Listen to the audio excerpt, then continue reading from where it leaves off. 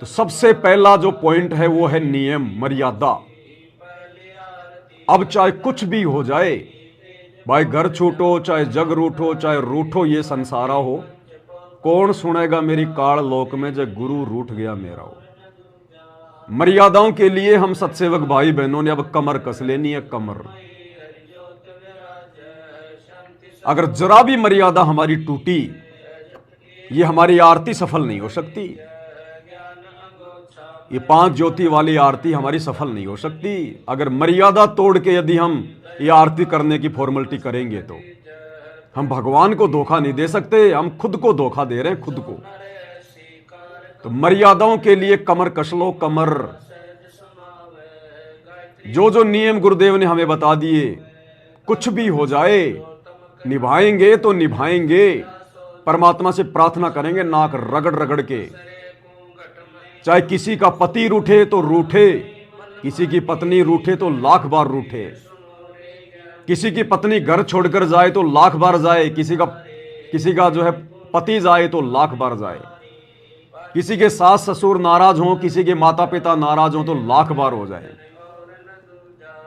अब भक्ति करेंगे तो भगवान को प्रसन्न करने के लिए करेंगे, घर परिवार को, रिश्तेदारों को, समाज को प्रसन्न करने के लिए नहीं करेंगे कुछ भी।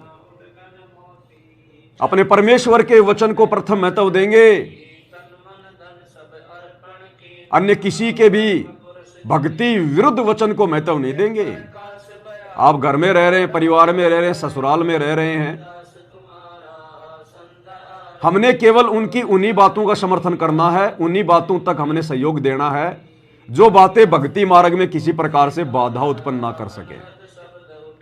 अगर उनका कोई भी कार्य, कोई भी नियम अगर हमारी मर्यादाओं को तोड़ने वाला होगा, भक्ति बाधक होगा, तो भाई चाहे ससुराल वाले नाराज हों, चाहे पीहर वाले नाराज हों, हमने वो कर्म नहीं करना। कुछ भी आर पार की लड़ाई, आर पार की, मंसूर की तरह दृढ़ हो जाना है, क्योंकि परमात्मा ने दया बख्श दी हमारे ऊपर बहुत बड़ी, हमारी बुद्धि खोल के।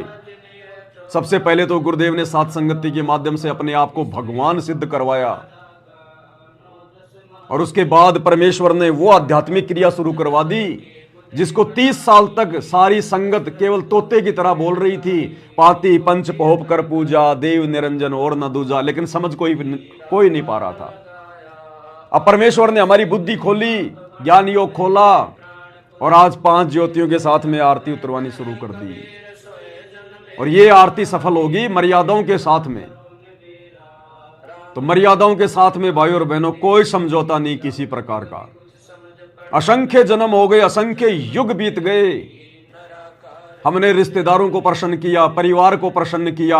आज ना वो रिश्तेदार हमारे साथ में, ना वो परिवार हमारे साथ में। कोई कहीं पे जो है गधा बन के घूम रहा है, कोई कहीं पे जो है कुत्ता बन के घूम रहा है, कोई लक 84 में पड़ा है, कोई नरक में सड़ रहा होगा। क्या काम आया हमारे वो कुल परिवार जिन्होंने हमेशा हमारी भक्ति में बाधाएं उत्पन्न की। अब हमने परमेश्वर को प्रसन्न करना है, गुरुदेव भगवान को प्रसन्न करना है, और ये अगर प्रसन्न हो गए तो लक 84 मिटेगी, नरक का कष्ट मिटेगा, सदा सदा के लिए हमारा मोक्ष होगा, सतलोक में अखंड सुख भोगने के लिए परमात्मा बैठा देगा। और गुरुदेव भगवान भी अपनी वाणी में कहते हैं, कोटि शीश तूने दे दिए यम राजा की फेंट, कि बच्चों तुमने करोड़ों शीश दे दिए, अपने करोड़ों शीश, कभी लक 84 में पड़कर, गधा कुत्ता सुअर बनकर, बकरा बनकर, मुर्गा बनकर, इस काल ने तेरे शीश कटवाए। करोड़ों शीश तूने दे दिए यम राजा की फेंट। फेंट यानी झटके से लेता है, जबरदस्ती। और एक शीश दे के देख ले सतगुरु अपने की भेंट, कि तू एक सिर अपना अपने सतगुरुदेव भगवान के चरणों में ज्ञान को आधार बना के समर्पित कर दे। सतगुरु को शीश देने का मतलब है मर्यादाओं में रहकर भक्ति कर, चाहे कितना ही संघर्ष क्यों ना करना पड़े। फिर देख उस एक शीश के बदले में मैं तुझे क्या दूंगा। ये काल जो तूने इसको करोड़ों शीश दे दिए, फिर भी तुझे इसने कुछ नहीं दिया धोखे के अलावा। और एक शीश अपने गुरुदेव को समर्पित करके देख कि ये जीवन मेरा आगे का मेरे गुरुजी के लिए, संसार कुछ नहीं है मेरे लिए, ये तो जेल है, जेल सतलोक की। मैं तो कष्ट भोग रहा हूं यहां पर, राजा बन के भी, महाराजा बन के भी, देवता बन के भी। यहां तो पाप और पुण्य दोनों हमारे लिए घातक है, घातक। पाप कर्मों से तो आदमी वैसे दुखी, और पुण्य कर्मों से वो राजा बनेगा, राजा बन के पाप कमाएगा, अगले जन्म में गधा बनेगा। वो पुण्य भी हमारे लिए जेल है।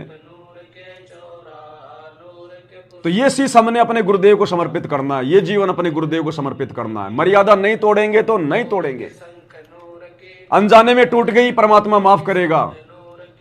अब हम किसी का कोई दबाव नहीं मानेंगे, और फिर हमारे साथ हमारा भगवान रहेगा। जब हम इतने दृढ़ हो जाएंगे ना मर्यादाओं के लिए, गुरुदेव को प्रसन्न करने के लिए, परमात्मा शीश पे आके बैठ जाएगा, अपने बच्चे के शीश पे आके। घनघोर घटा परमात्मा ऐसे टाल देगा उन संकटों को 1 सेकंड में। हमने दृढ़ विश्वास बना के रहना है। तो ये सबसे पहला नियम है, तब हमारी ये आरती परमात्मा स्वीकार करेगा, सुबह के नित्य नियम के समय, संध्या आरती के समय, अन्यथा हमारी आरती सफल नहीं हो सकती। अगर जरा भी मटके में छेद हो गया, जरा भी मटके में छेद हो गया, आप पानी डालते रहो, पानी नीचे से निकलता रहेगा, अंत में प्यासा मरना पड़ेगा, प्यासा। तो जरा भी मर्यादा टूट गई तो वही भक्ति मार्ग में फिर हमारी कमाई जो है वो निकलती रहेगी। ये सूक्ष्म खेल है सारा का सारा। जो को जेसु दरबानी हरदम नाम सुअंगम सोई, आवागमन बोल ना होई। अब तो चढ़ो नाम के छद, गगन मंडल में नौबत बाजे। अगर अलील शब्द सैदानी